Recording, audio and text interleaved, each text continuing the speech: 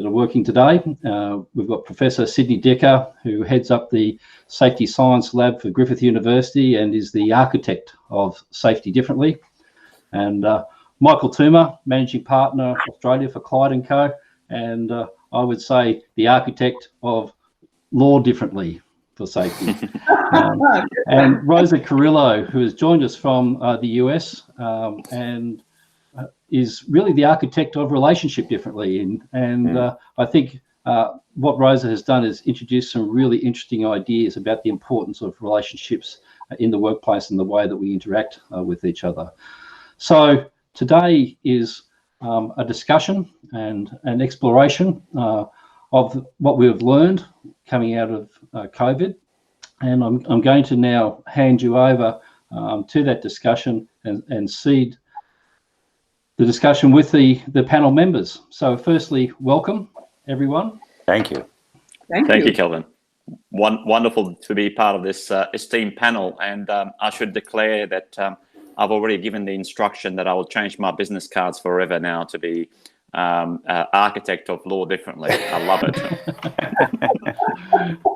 Yes, I was also going to mention that you're the legal disruptor, Michael. I like that. I didn't want to hand across my title to anyone else. So yes, so thanks for joining us. And in setting up the nature of this discussion, clearly COVID has had an extraordinary effect on everything that we think about in the way that we work, our communities, and also our consciousness as such. And in that, there's a lot of things that have been done that have improved maybe some of the things that we think about and work and interact, and there'll be things that are creating some conditions or constraints that we need to be wary of.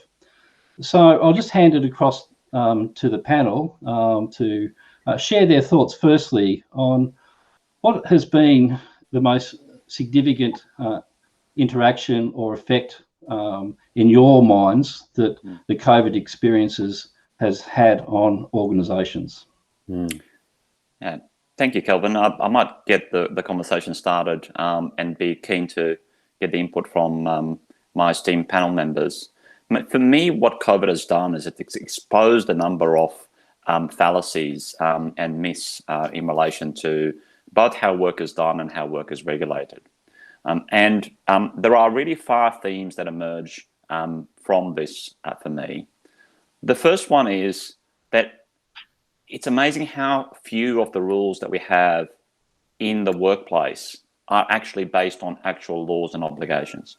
Because if you reflect on it, all of us have, for example, working from home rules and things around setup of desk space and rules in relation to housekeeping and all of those wonderful things. In some workplaces, how to hold a hot mug when you make a cup of tea, and all of us use those rules to kind of ridicule some of the bureaucracy that has gone on in safety.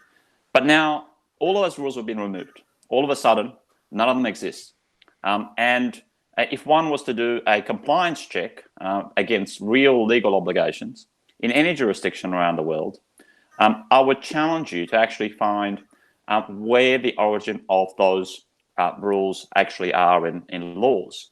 So it's kind of demystified some of those myths around we need to have this safety procedure or this other safety procedure because the law requires it. In actual fact, that's been proven not to be the case. And a related point, I think, to that point is how few of those rules are actually necessary.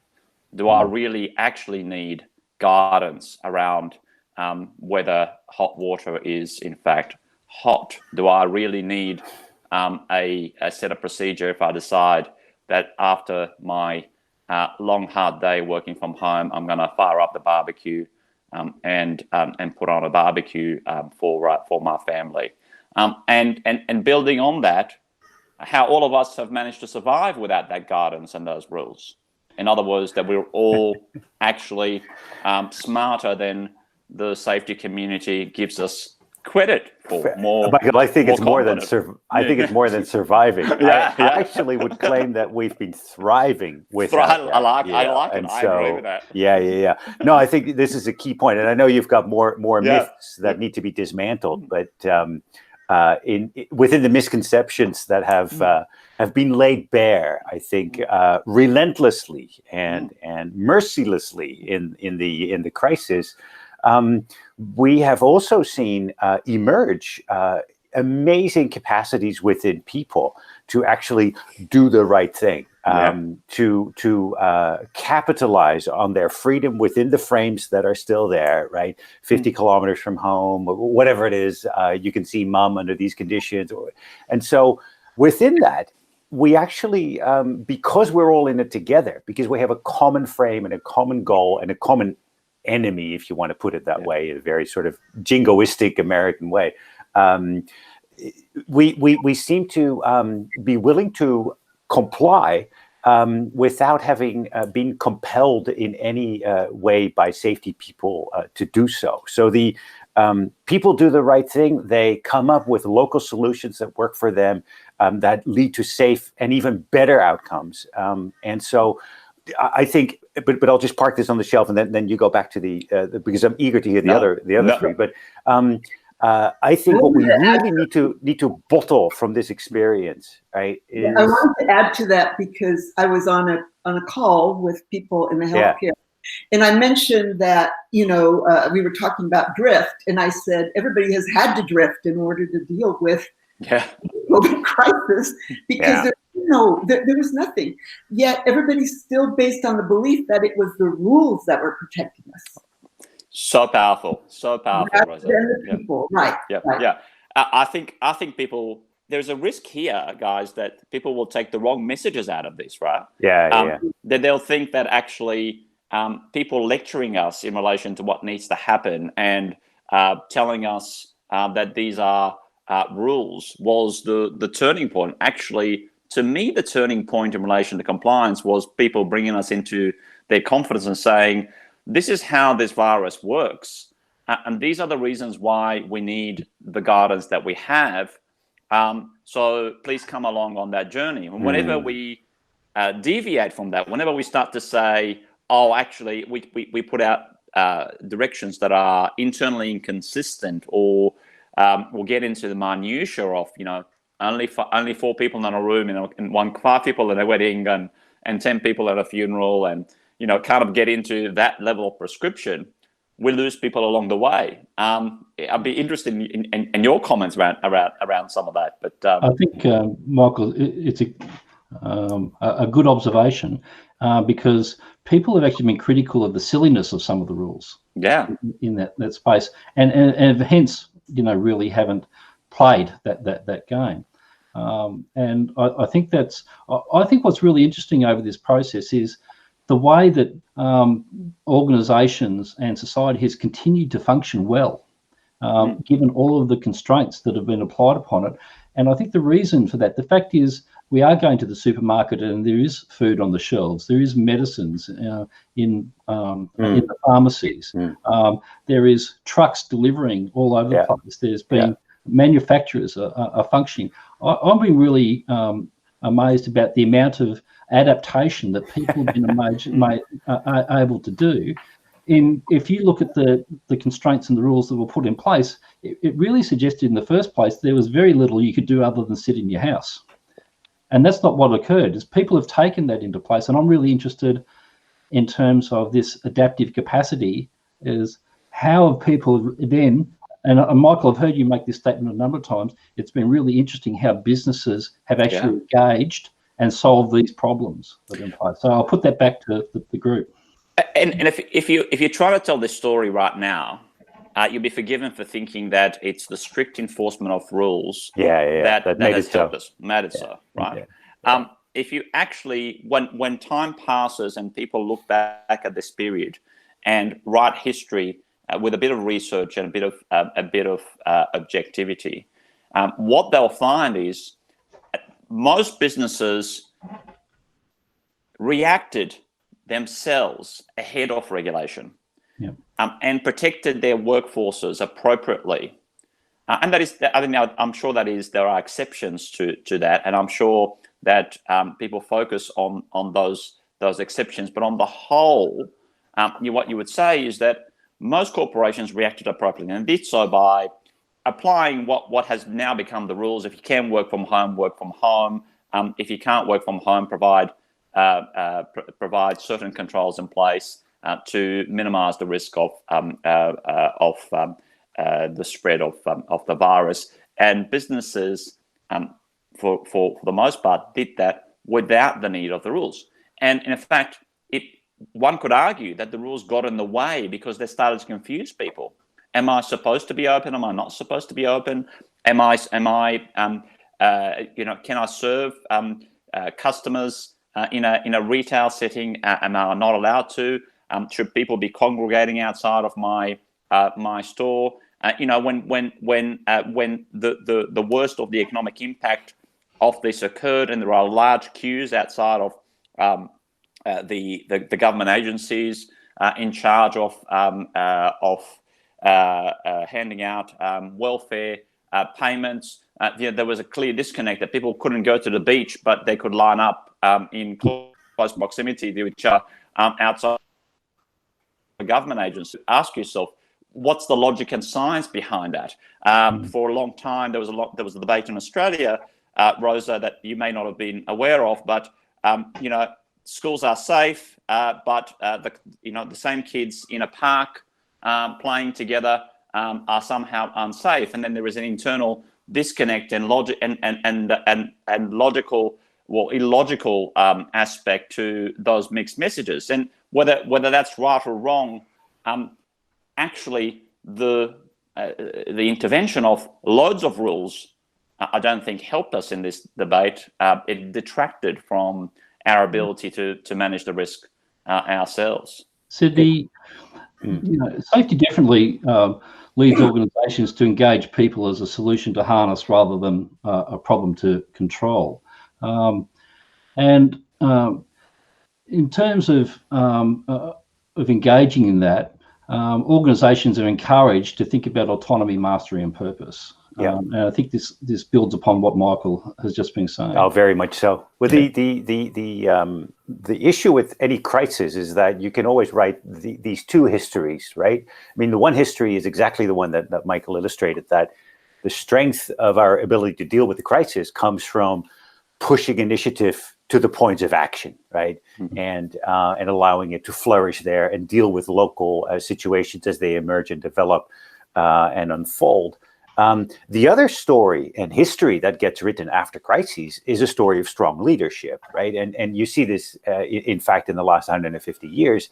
Those leaders who get elected are the ones who lead a country successfully through crisis. Those who lose their jobs in politics are those who end up being on the receiving end of a recession, right? And this is pretty predictable. It's a pretty predictable pattern.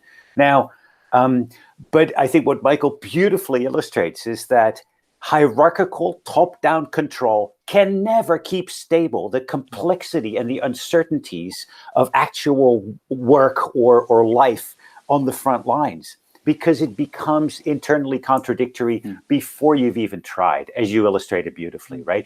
There is simply the complexity science would explain beautifully and even mathematically why this is so, but I think it's intuitive, right? The sheer volume and the sheer diversity of what happens in the world, in your country, in your park versus school is too much to keep stable in the head. The thing is, it was always so. It was always so. It's not as if this is something, oh my God, this is completely new. No, this is what we've been saying all along, right? So This goes back to Michael's very first point. It's now being laid bare. Right. And it's not unique to COVID. It's not unique to this particular crisis. It was always so. We've always deluded ourselves with the notion that we can lock uncertainty down, that we can rule uncertainty out, that we can ban uncertainty from the world by writing yet another rule. It's bull. It doesn't work that way. And if we haven't recognized that from the current situation, we need to have more webinars. I love hugely expressed, Sydney, and I thought I might. This is kind of a minor example, but when Michael was talking about the rules, I thought in one of the things in the healthcare industry that has really been difficult is to get the staff to wash their hands. There's all these infections. Sure, yeah, 35% compliance rate, by those who want to measure it, yeah. Whatever that means. Now here we are washing our hands 20 times a day, Yeah. You have to have a reason, a purpose, a motivation, as opposed to, you must comply. A hierarchical imposition, yeah.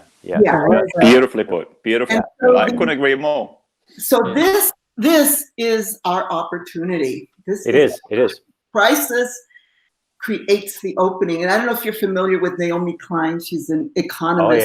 Oh, yeah. Yeah. She wrote the shock doctrine. And she said, I know, yeah. When we have that shock, all these possibilities are open, and things that were never possible before suddenly become doable. And we've seen some of those things during the COVID, right?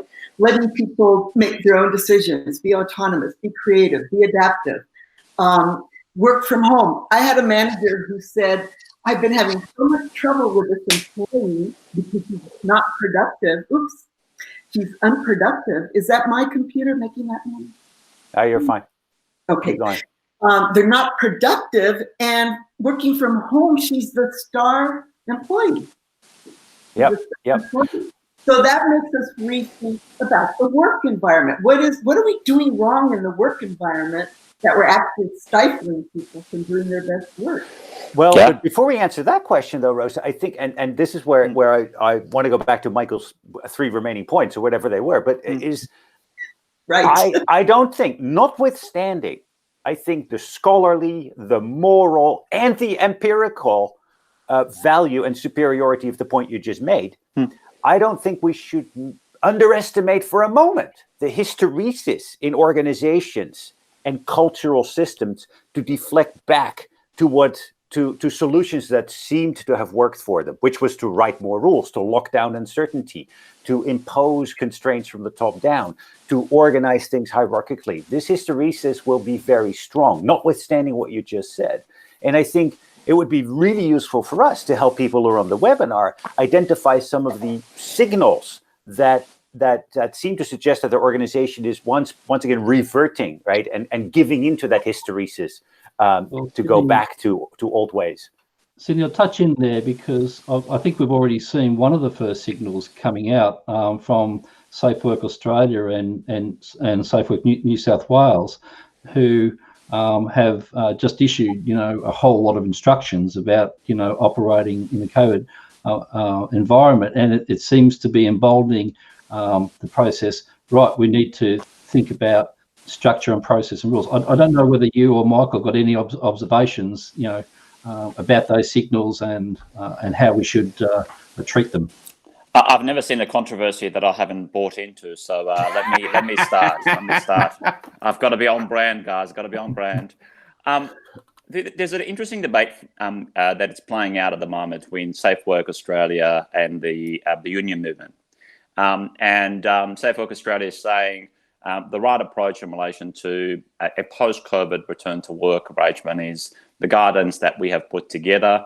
The union movement is saying we need new laws because we need to ensure that by propagating new laws, we can protect workers.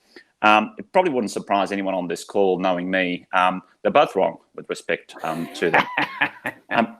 The reality is that we actually, the existing rules are not adequate for a post-COVID environment, but not for the reasons that the union movement is articulating. The reason that the existing rules are not, as in the laws, are not adequate for a post-COVID environment is because there are too many of them. And a lot of them are actually not risk-based at all. There are a lot of procedural and administrative requirements that in the new world, you actually couldn't possibly comply with in a way in which it is designed. And one of the points that has emerged from this is actually if there is a role for the safety regulator in relation to health and safety enforcement, don't they need to know if there is a COVID incident so that they can actually take an interest in and investigate it? And the rules on that are not clear. I mean, what you would need is something other than the actual event, which would be hospitalization, for example. So you wouldn't be notified of the actual incident. You'd be notified, when it has turned, bad.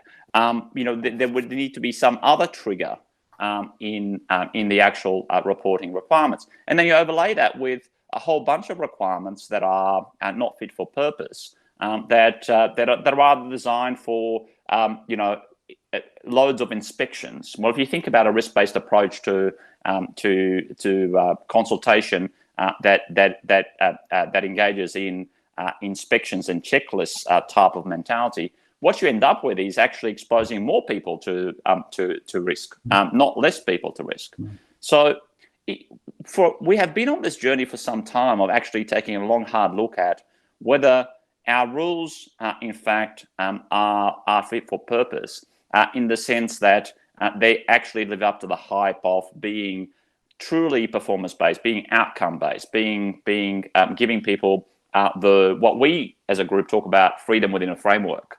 And there's a lot of rhetoric around that. But in actual fact, what you end up with is a combination of both.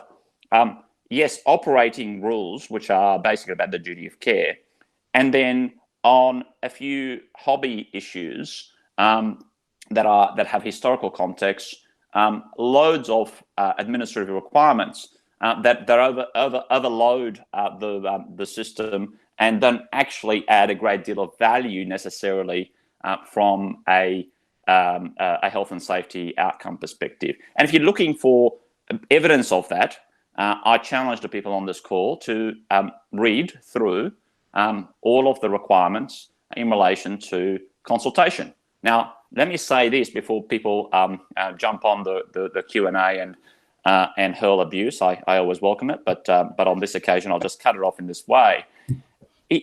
I am not saying that worker engagement is a bad thing. In fact, I'm saying the opposite. What we need is proper worker engagement. We actually need a bottom-up approach.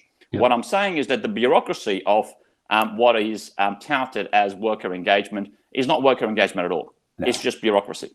And not achieving the purpose of the objective of actually engaging, getting insights from workers in relation to how work is done, what are the challenges in relation to getting work done, what are the things that, and we talk about this as a group, what are the things that make work hard, what are the things that make work easy, and how do we lean into those things? Because that's the real conversation we need to be having, not a conversation about, do we have enough fire exits and are they unblocked and have we done enough inspections and, can we have the minutes of the last meeting, please? Those things, with respect, don't really add a great deal of value in relation to the safety outcome. Thanks, Michael. I might pass across to Rosa, because you've now, in touching on the consultation piece, you're touching on engagement and relationship in organisations. And Rosa, I'd be interested in your observations about now how what we've learned in COVID and the experiences we've had have changed the way that we think about relationships in our workplaces, and what should we be taking forward into the emergent COVID world.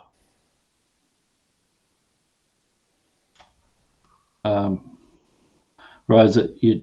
Sorry, there we go. I had to unmute myself. There's a huge range of issues there, all the way from the larger social, the economic crisis that we're in. People have lost their jobs. Many we lost family members. So there's a great deal of pain, and there's this whole workforce that were considered essential workers, that in a sense are low-paid workers that are asked to risk their lives. So all of this has created for the U.S., I don't know how it is where you are, but it has created a great deal of negative lack of trust, and especially with our political party, lack of transparency. So I think that the leaders of our organizations have big shoes to fill that our country's leader did not fill, which is to provide a clear plan, a direction, right? And to look at some of the ways that people can continue working and remain safe, because there's look at the meat industry. People don't want to go back. They're saying, yeah, we're essential workers. Basically, you're saying that we should die. We should be willing to die. So these are pretty deep relationship issues, and the way that I've seen some companies have treated their workers very fairly, and people talk about that. They say, they're probably going to be loyal till the end because they feel they got the protection they needed. If they needed, time off, they got paid. And there's this whole other group that are laid off. They're just, they're not considered essential, and so they're let go. And then you ask those people, how are you going to absorb those people back into the workforce? I think this is going to be a huge challenge for safety professionals, for leadership really, but safety professionals always have the brunt of these negative downturns because of the low trust and the attitudes that people have towards management and the company, right? So that's the area where I've been working, which is consulting with leaders about how to manage, their communication and managing the uncertainty during this COVID, and then not assuming that when everybody comes to work, they can just go back to normal. They can't. Yeah, I think, Rosa, I don't know. We need to talk about what that's going to look like. Yeah. As we go back to work, and part of the assumption is as we sort of particularly do this emerging from lockdown, that we just simply need to apply the rules that we've already got, like social distancing, for example, and apply that in the workplace. And that seems to fail to recognise that that's going to be quite a difficult challenge in many workplaces. The simplicity of a lot of work, and if you want to observe what happens in many workplaces like the meatpacking construction sites, even in healthcare, even in our office space where we're going to have to congregate and take lifts up into our offices, it won't be as simple as just saying there's a simple rule to put in place and it will all work. It will require some sort of adaptive. So I'm just interested in the panel's views that about this simplistic view, of what the process will be when we emerge to work, and how we're going to actually bring that into practice, into work and adapt to that environment. It's always interesting to, sorry, Michael, it's always interesting to see if you set this along a larger historical arc, you can see that for the last 150 years, there has been a tendency, particularly in Anglo cultures, surprisingly, to revert back more to hierarchical control and rulemaking to manage these sorts of uncertainties. 1870, I'm talking, the U.S. sent two of its officers to study the Prussian military system because they'd become quite fascinated by what the Prussians already at that time called Auftragstaktik, right? It took until the 1930s for the Americans to finally find a label to translate that, and they screwed it up. They called it mission command. And in the US, mission command was always confused with better bureaucratic ordering, more bureaucratic efficiency, better ways in which you get stuff from the top to the bottom and back up and back and forth along the hierarchy. That's never what the Germans or the Prussians intended it to mean. Right, Auftragstaktik is the sense of giving your local leaders, right, or even people who aren't leaders but take up a leadership responsibility, the freedom, the liberty within the frame of particular objectives and other constraints to achieve the objective. But you're not going to tell them how to do it, right? And I think we have shown beautifully in this crisis that people are perfectly capable of doing this. Right? If the mission is stay healthy, don't get COVID, and I fully agree with Rosa that there are configurations in our political economy that make it impossible for some people to do that because they are sacrificial for various reasons, and ultimately the cost and the destruction of a crisis like this will find its way along the break lines, along the fissures in society that run on poverty and race and economic inequality, and that was always so as well. You go back to the Middle Ages and you see the same thing with the plague, for example. So that's not new. But what's fascinating is that 150 years after Anglo first starts dabbling in these other ways of structuring and giving people freedom within a frame, you still get it wrong. You still say we need to give people more rules to do these things. But what we fail to understand is that, and again, I'm not saying they figured it out altogether, but the Prussians understood that you need three things in your people for this to work, right? You need knowledge. They need to know stuff. So yes, you got to give them some knowledge about how this thing transmits, how the immune system responds, whatever, right? So give them some knowledge. The second one is you got to give them the independence.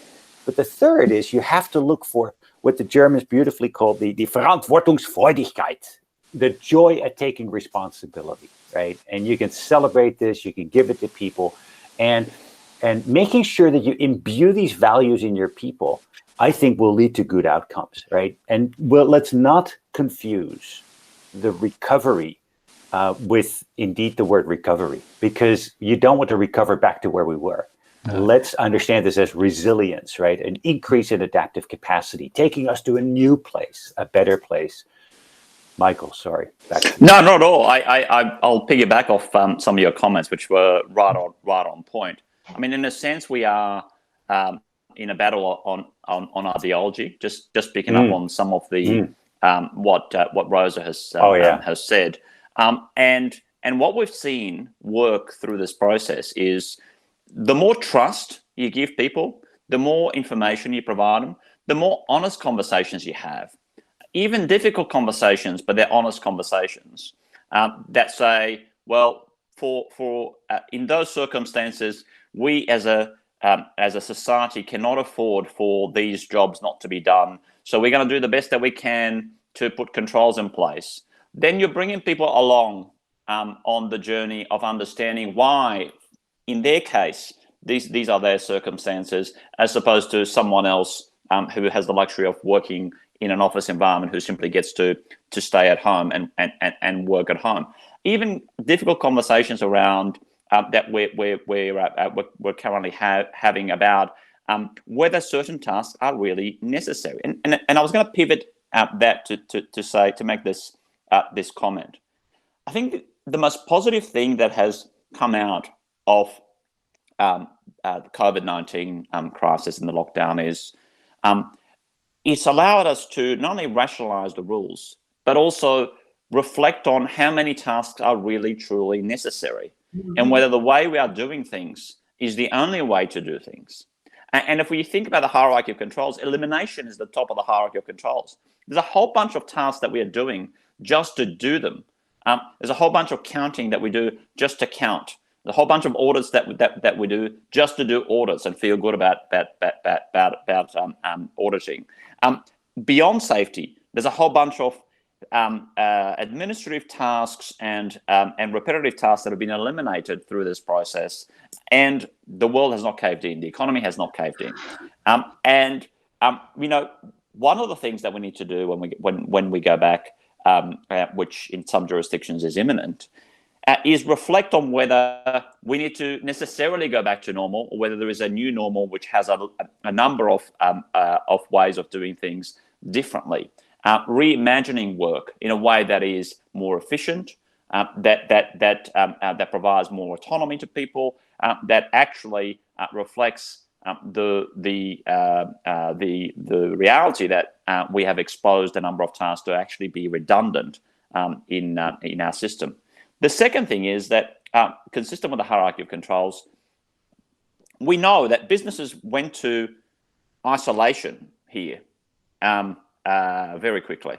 The government went to isolation very quickly, as in, and not just in isolation as the language we talk about in relation to COVID-19, but actually removing people from the risk by asking them to stay at home or to engage in what's been termed social isolation techniques, to actually remove them from the risk of exposure. Now, I hope we remember that lesson when we go back to work and apply it across a number of risk areas, and not just immediately forget it and go straight down, 2 runs down, and look for administrative controls like safe working procedures, like training, instruction, and information, and other useless things. I think. Sorry, did I say that out loud? No, you did. We'll edit the. We'll edit later. Please don't. It was deliberate. I think there's one key pivot point that's come out of what each of you have said is a connection to purpose, and what we've been able to do with COVID. You know, if you want to frame this in this way, what COVID has been good for is giving us a common purpose and a focus on the purpose and the objective, and that's allowed to happen. What Sidney, and Michael, you both talked about. It then says, well, let's revisit this thing and focus on what we're trying to do and work towards that objective. So I think that could be one of the lessons to take forward is how do you keep that focus on purpose when the purpose isn't COVID, going through and apply the same insights, Michael and Sidney, that you've given. Sidney, I think I found it was wonderful that you found the guidance for our leaders coming from the Prussians and the Germans, and so modern leadership, is it's always worth revisiting history, to find some of the answers. But I think we've talked a bit about leaders and we talked about regulators to some degree and a range of other things.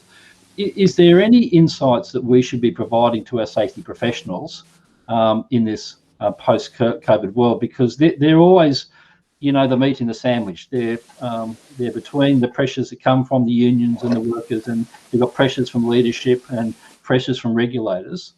What should they be doing differently in this emergent world? Well, it picks up my next point, which is the 4th point in my five points that I wanted to make at the outset.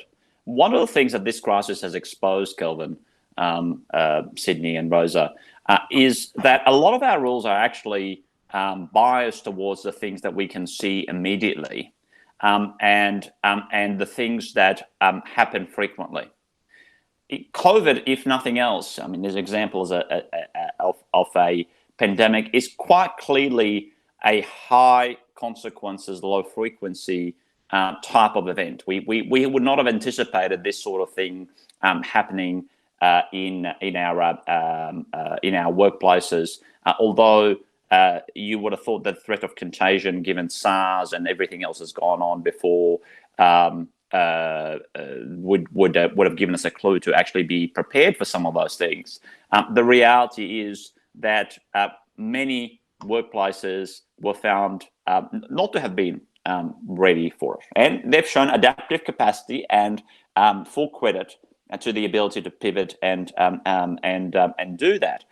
But it's exposed the reality that actually we create our safety procedures and systems for what we see, and what we see is the stuff that happens all the time, and that happens to be the low consequences, high frequency events. So there's a real bias around that, and one of the opportunities to reflect for the safety professionals is recalibrating that. Actually reflecting on whether that should be the purpose, the approach, whether in fact you should relax some of the requirements in relation to those events that are kind of lower in the consequences order. Trust people more in that and focus your energies on things that have those higher consequences. And you mentioned regulators, and I wanted to bring on the last point because I'm really interested in the panel's view around that. One of the things that people mistakenly interpret in relation to the safety differently, the safety two movement, is this perception that actually what people like me want is there would be no rules or no laws or no regulations. I want you to reflect on what's occurring around us. The reality is that as soon as you signal to a regulated community that there is some limitation in your ability, whether you're OSHA or HSC in the UK, or one of the safe work authorities in Australia, there's going to be some relaxation in your engagement and enforcement of the rules. The pressure to prioritize safety comes off. And fundamentally, if you are going to apply a functioning, strong, and effective freedom within a framework approach, you need the framework to be very diligently enforced. Because of the framework, if those boundaries that we're creating are not enforced, if they're lax, then what you're describing is ultimately anarchy. And sadly, we're starting to see the consequences of that at the moment around the world, but particularly because of the COVID numbers. We know that they're not COVID related necessarily or directly COVID related in Australia. A large number of recent incidents, fatal incidents, and major incidents that have occurred in the last month or so that reflect, in fact, what might be the sign of things to come. Now, no doubt, mindfulness is a factor here. People are distracted. Disruption of supply chain is a factor here because things are not their norm, and all of those things will play a part. But it's actually the focus of businesses to ensure that people have the resources they need when they need them, and the means to do the work safely requires for that strong role of a regulator in relation to the important rules, the rules that set that framework. Thanks, Michael. I want to add or ask your opinion, Michael, because you use the word enforcement because we have, and I understand, there's this framework, and then you have the autonomy to operate within the framework, which I really like. But I think that reliance on regulators for that enforcement might not be feasible. And the reason goes back to how relationships operate, the social systems in the organization operate, which is that you're basically supervised by your social norms and the expectations around you. You're not supervised by the regulators on a minute-by-minute basis. So if we are going to create these frameworks, then we really have to look at, and this is why I'm saying this is an opportunity for us. The crisis is an opportunity to rethink how we are educating and training our workers, which is to give them the skills so that they can create those boundaries consciously and realize what their role is in reinforcing those. Sidney earlier said that self-accountability is one of the hallmarks of this working, right? But self-accountability only comes after people's social needs are met. Are do you respect me? Do you include me? Do you value me? Do you recognize me? So that whole aspect, and that's what my book is about, because that whole aspect of education is missing from the safety professional education. Sidney, any observations or comments into just what's just been said? The misconceptions that safety differently or safety too would indeed, as Michael says, would be a movement against rulemaking and certainly against government rulemaking. It's a strong misconception, and it is unfortunate. And I think Rosa adds some real important points to that too. But if you look at the more nuanced versions of the debate and the scholarship around this, it is actually, it takes aim more at how free markets create more rules and more nonsensical rules because of a variety of factors, including the sheer fact that we now have a market for more safety bureaucracy where individual little companies can come up and help you write a bigger SMS than you actually really need. Making lawyers like Michael make people really afraid, so they have lots of legal protections and liability management in order to.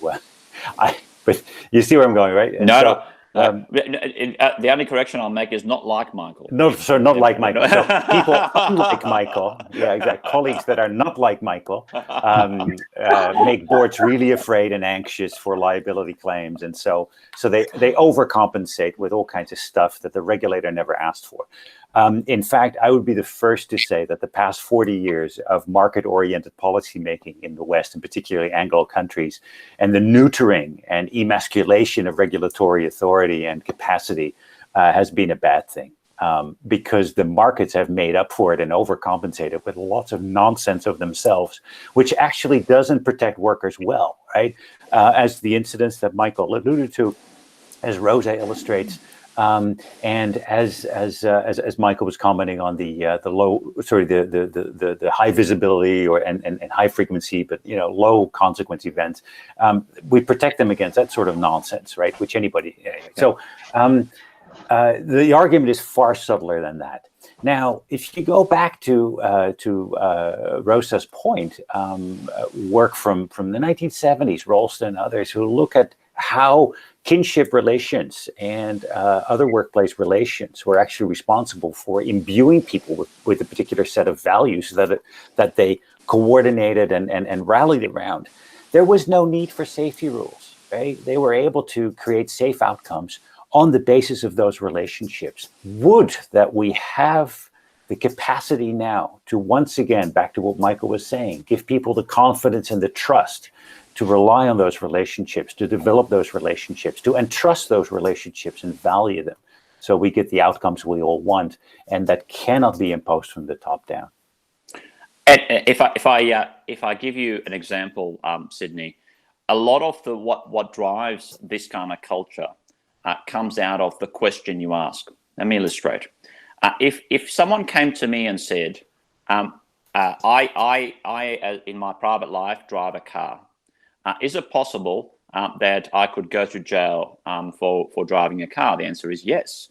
If you are negligent and in your driving, you could be liable for all sorts of traffic offences. Hang on, I just want to say, if you are found negligent, negligent is an attribution of a behavior. There is no such thing as negligent behavior, right? It doesn't fit a psychological textbook. So if you are found negligent, sorry, go ahead. If you're found by court to be negligent, and then there is all sorts of traffic offences that apply. And in fact, if that negligence is so gross that it would fall in the category of recklessness, right, a more serious category of negligence, and you're found to have been reckless in that context, you could go to jail for manslaughter for driving a car. Now, are you going to write any different rules or behave any differently, or shift your risk profile as a result of that piece of knowledge? Well, the answer for all of us would be no. I am very careful and cautious in the way that I do it. I do it because I don't want to kill anybody while I'm driving, and for the most part, that makes sense to me. I'm not going to alter my behaviour with that piece of knowledge. Now, you overlay that to the debate in relation to things like industrial manslaughter, for example, and all of a sudden you've got huge reactions to penalties that apply to extreme behaviour. That if you sat down with someone and say, would you engage in that kind of behaviour? They would say, well, no, hell no, I wouldn't engage in that kind of behaviour. No, yet we have an extreme pivot and overreaction that reflects that, and that seems to be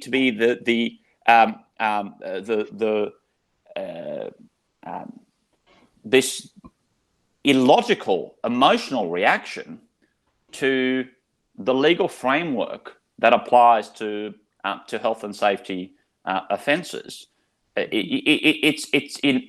that drives a lot of the debate around whether it's fair or right that there be penalties in that order. But everyone who argues in relation to that point wouldn't engage in the sort of conduct that would warrant that kind of penalty. So what I say to people is that this is largely irrelevant. I wouldn't write the rules for that risk. I'd be looking at how do I protect my people, and how do I make sure that people are not seriously injured or killed at work, and how do I create the boundaries that we're talking about, the framework that we're talking about for that. And to pick up on Rosa's question, I think it's a very astute question, and agree with her wholeheartedly. For the most part, workplaces are unregulated because it's not feasible for the regulators to get to enough workplaces to have any meaningful impact. For the most part, the regulation of safety, despite all the talk of proactivity, is an entirely reactive event. An incident happens that has the consequences that we're talking about, and a regulator is therefore moved to attend to that incident and investigate it. So the best form of legal protection, legal risk management you can adopt, and you've heard me say this many, many times, don't have the incident in the first place. That is the best legal strategy you can adopt. You don't have the incident in the first place. And I'm not talking about that don't have incidents, because you will have incidents. What I'm talking about is don't have a fatality, a serious incident that causes serious injury, or has that quite clear potential as an explosion, that those major events. If you steer your system towards preventing those, rather than preventing the low consequences events that we're discussing, or in some businesses, suppressing those events, not actually dealing with them, but just suppressing the reporting of those events, openly or covertly, through incentives and cultural pressure, then you will have better outcomes from a legal perspective, from a safety perspective, and from our overall functioning perspective. And the sort of ingredients that go into that are the stuff that Rosa's talking about, which is building trust, engaging with people, getting to understand why people are not able to do the work as you imagine it to be. Getting that insight. They're not out there trying to flaunt the rules because they're flaunting the rules. Their reality is different what you imagine it to be. And so rather than think in theoretical terms, you've got to gain and systematically gain that insight, which is takes us back to the engagement debate. The engagement debate shouldn't be about how do I create a process for engagement. It should be how do I institutionalize this idea of a workforce up approach rather than a management down approach. So we're about to move into open forum questions, and I might just get a very quick response from each of the panel members. Is as we've taken all of this on board, we've been going through the COVID experience. What would you like to see as the future state of workplaces as we've come out of COVID? What would be the attributes you would like to see? So Rosa, I might start with you. Okay. Well, this feeling of we're all in this together has been one of the most positive aspects of this experience. The social connections with friends and family and my colleagues also. There's been, because people have more time for conversation or also writing on LinkedIn. There's been some fantastic conversations that people have been having. And you can see that people have been deeply impacted. For example, on some of the sites with the safety professionals, they're talking about how this is the first time that senior management has engaged them and invited them to the table. And so that's another opportunity for us. We say crisis brings opportunity. That's another opportunity. How do we maintain that sense of urgency that safety and health belongs at the table, not be consulted after we make all of these decisions? And if you're only consulted about rules, you're missing a whole aspect of what it really takes to have a safety and health community that holds itself accountable. So I would say that would be my dream, would be to have safety and health professionals have a seat at the table and to maintain we're all in this together. Thanks. Sidney? My ideal would be to see that the curiosity that I think we would want to impart to people, for them to want to understand how this could go right, how this could go well, what the adaptive capacity on the various front lines was, in order to actually make stuff happen. Not come with a judgmental mindset, not come with a framework of rules, but come with a curiosity. How did they actually make this work? Yeah. And I think that once you start discovering that, and be relentlessly empirical about this, right? Just want to find out how people did this on the front lines. You will discover that people made sacrifices, and you see that even happening now, making sacrifices to achieve greater productive output for their system, their mine, and whatever it is, in order to accelerate out of the crisis. But if you want to prevent that from going off the rails, going really wrong, creating fatalities, creating trade-offs at the organizational level that we wouldn't want to see, then the only way to predict that is to understand how people create success and understand the sacrifices they make in creating that success. Because it is in those sacrifices, some of which matter, many of which don't matter, it is in those sacrifices that the kernels, the seeds of greater trouble might well lie. And that you need to make as a topic of conversation, and discovery and reflection and perhaps adjustment. But you can only do that with a mindset of appreciation of adaptive capacity, of frontline empowerment, and curiosity about how they did it. Thanks, Sidney. I think excellent insight. And Michael, your closing thoughts? For me, one of the key lessons out of all this has been trust. All those people have said that I'm not getting productivity out of people, or I can't trust them to work from home. Now they've learned that actually you can get greater productivity if you just trust people to work in a working from home environment. If we take that key lesson of trust, how do we start to trust our people? How do we engender that? And how do we continue to earn that trust from them? There's a lot of goodwill in organizations. And one of the myths of the debate that has gone on is people seem to think that an organization or a company is its management or leadership or officers. It's not. It's its people. That is what the organization is, and that's what has been shown through this crisis. And part of this is, one of the things that are going to come out of this is people are going to be interested in the resilience of an organization. We've seen a lot of innovation from various organizations through this, operationally, coming up with new ways of doing things, new ways of operating, despite the adversity that we've all seen. I wonder whether over time, the real test, the real value of an organization won't be based on its earnings or its EBITDA or some other financial measure, but will actually be in large part measure of its resilience. Because if I was to invest some money, I'd want to invest it in an organization that's going to be around when the next 2-3 crises, disruptions and crises come up, rather than one that is going to fall victim to those things. I think the stock market is going to be very interested in that. I think that's exactly right. Well, thanks, panel. We're just about to open it up to the floor, and we'll give you some instructions shortly about how to join the panel discussion. Thank you.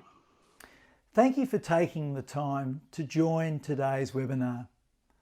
An email has just been sent to you with a link to an extended Q&A panel discussion that is happening right now. We'll be able to host the first 250 people who attend the live extended Q&A. If you miss out, don't worry. We'll be recording the extended panel discussion, and we will send out the recording link to you so you can watch at a convenient time. Thanks again for joining today's webinar, and we hope you have found it helpful.